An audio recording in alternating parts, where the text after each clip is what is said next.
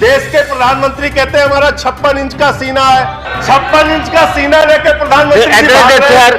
आप लोग कहते हैं हमारी दुनिया की सबसे बड़ी पार्टी है। अभी यूपी के नौजवानों को इन लोगों ने, प्रधानमंत्री ने कटोरा योजना दे दी, पहले पकोड़ा योजना, अभी कटोरा। धन्यवाद। चुनाव आयोग जैसी संस्था को, चुनाव आयोग जैसी संस्था को अपनी कठपुतली बना रहे सर। चुनाव के बाद सर महंगाई बढ़ा रहे हैं, सिलेंडर का दाम, गैस का दाम, डीजल का दाम, पेट्रोल का दाम। आप लोगों को शर्म नहीं आती?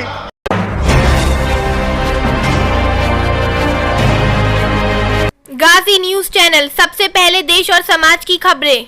आज जब मैं सदन में आ रहा था, बिहार के बहुत सारे लोग, नौजवान साथी घर पर मिलने आए और उन्होंने अपनी पीड़ा व्यक्त की। मान्यवर, 2019 में उन्होंने रेलवे भर्ती बोर्ड के द्वारा निकाली गई परीक्षा में प्रारंभिक परीक्षा पास कर ली, मुख्य परीक्षा पास कर ली, चिकित्सा की जांच पास कर ली और 2019 से लेकर आज तक 3 साल हो गए। मान्यवर, 8 से 10 हजार नौजवान ऐसे हैं जिनको नियुक्ति नहीं मिली, जिनको आज तक ज्वाइनिंग नहीं मिली।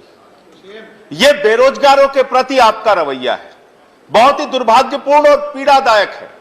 और जब वो रेलवे भर्ती से पीड़ित नौजवान छात्र प्रयागराज में सड़कों पर उतरते हैं, पटना में सड़कों पर उतरते हैं, तो आप अपने ही देश की धरती पर उनके साथ दुश्मनों जैसा व्यवहार करते हैं।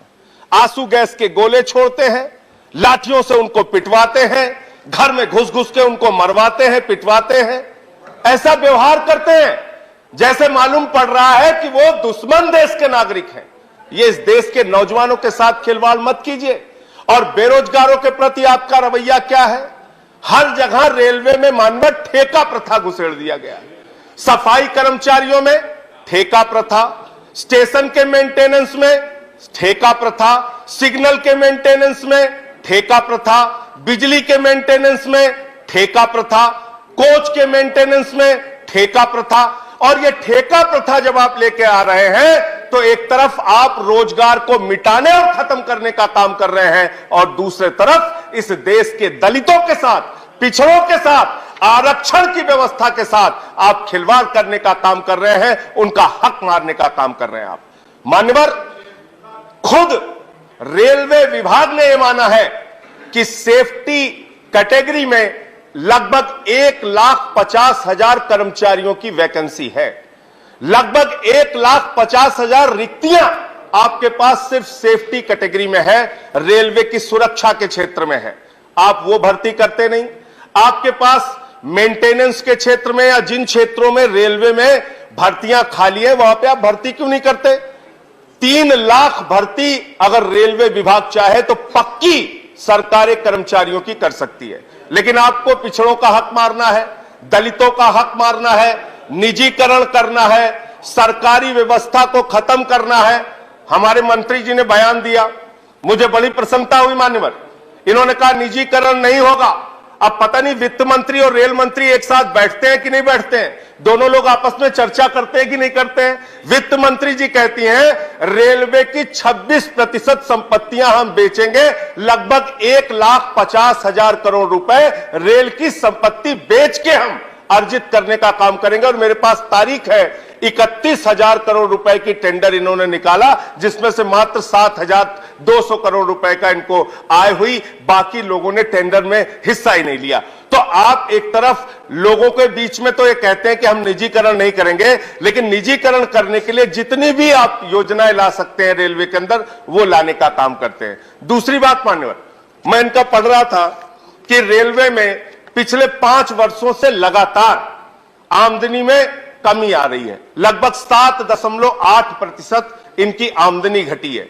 आमदनी भले ही रेलवे की घट रही हो, भले ही आपने पिछले दिनों में रेलवे के प्लेटफॉर्म की टिकट 50 रुपए कर दिया हो, पैसेंजर के किराए को आपने 3 गुना वृद्धि कर दिया हो, बाकी चीजों में वृद्धि कर दिया हो, लेकिन आपकी आमदनी 7.8% घटी। ये आंकड़े बताते हैं। लेकिन उसके बावजूद आप अपने राजनीतिक कारणों से रेलवे को घाटा पहुंचाने के लिए तैयार रहते हैं। आप अपने राजनीतिक कारणों से रेलवे का नुकसान करने के लिए तैयार रहते हैं। मैं मान्यवर बड़ी विनम्रता पूर्वक आपके माध्यम से पूछना चाहता हूं, हमारी दिल्ली की सरकार तीर्थ यात्रा योजना लेके आई, बुजुर्गों के लिए तीर्थ यात्रा योजना। अब उन बुजुर्गों को तीर्थ यात्रा योजना से आपको परहेज क्या है? बुजुर्गों को तीर्थ यात्रा कराने से आपको परहेज है।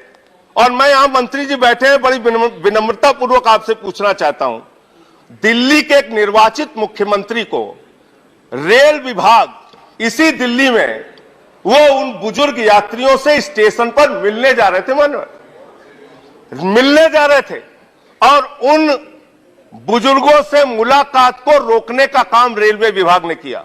और मंत्री जी, आप आईएएस रहे, जिला अधिकारी रहे, उड़ीसा में आप आईएएस के तौर पे नौकरी कर चुके हैं। इस प्रकार का व्यवहार मत कीजिए एक मुख्यमंत्री के साथ।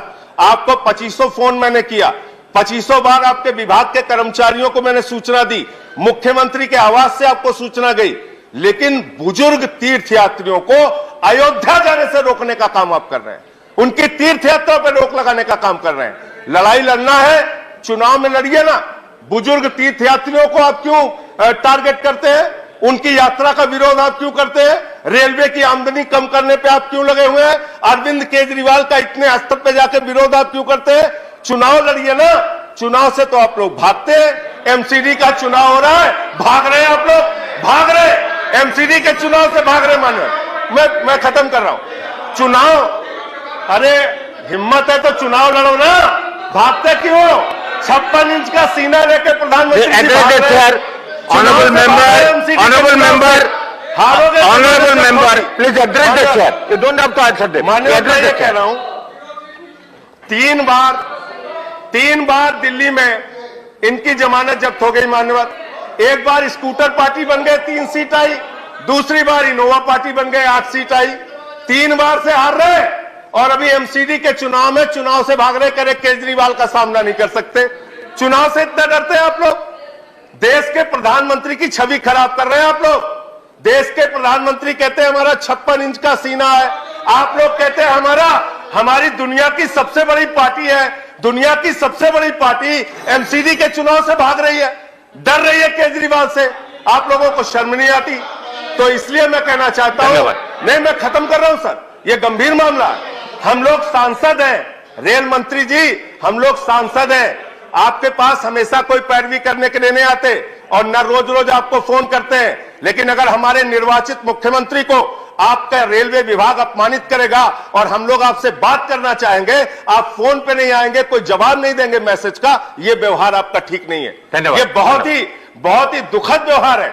आपको दिल्ली की सरकार मुनाफे देती है, दिल्ली की सरकार रेलवे की तीर्थ यात्रा कराती है, और आप इस प्रकार का व्यवहार करेंगे, इस प्रकार का व्यवहार नहीं, आप खत्म कीजिए। एक अंतिम बात कहकर खत्म कर रहा हूं, सर अभी दूसरों को तो आपने 12-12 मिनट बुलवाया सर, हमारी जब बारी आती है उधर से चिल्लाने लगते हैं। आपके पार्टी के जितने समय होता है उसी हमेशा वहां चुनाव से आपका समय होता है उसी हम के अंदर बुलाते हैं। यहाँ आप बोलने नहीं देते सर।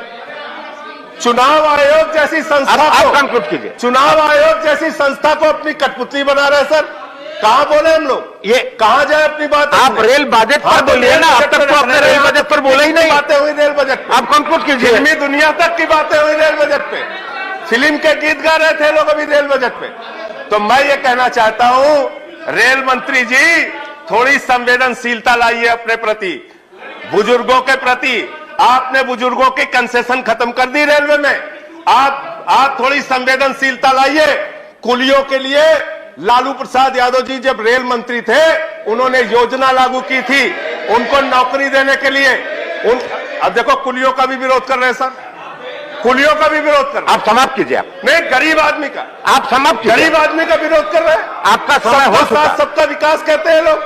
चुनाव के बाद सर महंगाई बढ़ा रहे हैं, सिलेंडर का दाम, गैस का दाम, डीजल का दाम, पेट्रोल का दाम, और यहाँ बोलिए कुलियों का विरोध। धन्यवाद, आपका सारा पॉइंट खत्म हो चुका है। अब मैं कह रहा हूं, देश के पूर्व रेल मंत्री ने इस देश के कुलियों के लिए, जिनके ऊपर एक फिल्म बनी थी, गाना था, सारी दुनिया का बोझ हम उठाते हैं, उन बोझ उठाने वालों के लिए देश के रेल मंत्री लालू प्रसाद यादव जी ने नौकरी देने की व्यवस्था की थी। आज वो मारे मारे फिर रहे हैं, एप्लीकेशन देते हैं, धन्यवाद, रोते धन्यवाद, हैं, धन्यवाद। धक्के खाते हैं, स्पीकर उनकी जवाहर बात आप सरकार नहीं सुनते। तो इसलिए इस देश के जवाहर सरकार नौजवानों के जी, साथ खिलवाड़ मत कीजिए। आप लोग तो पकौड़ा योजना पहले जवाहर लेके आए सरकार थे। जी, you want to अभी speak? यूपी के नौजवानों को इन लोगों ने कहा मान्यवर, यूपी के नौजवानों को जाके प्रधानमंत्री ने कटोरा योजना दे दी। पहले पकौड़ा योजना, अभी कटोरा। धन्यवाद। अरे नहीं, दिस इज नॉट आपको हमारी न्यूज़ कैसी लगी आप हमें कमेंट करके ज़रूर बताइएगा। अगर आप गाजी न्यूज़ चैनल पर न्यू हैं तो हमारे चैनल को सब्सक्राइब ज़रूर कर लिएगा और बेल आइकन प्रेस करना बिल्कुल ना भूलिएगा ताकि हमारी लेटेस्ट वीडियो आप तक पहुंचे। और अगर वीडियो अच्छी लगी तो लाइक ज़रूर करिएगा। अगर आप फेसबुक पे देख रहे हैं तो हमें फॉलो करिएगा और लाइक ज़रूर करिएगा।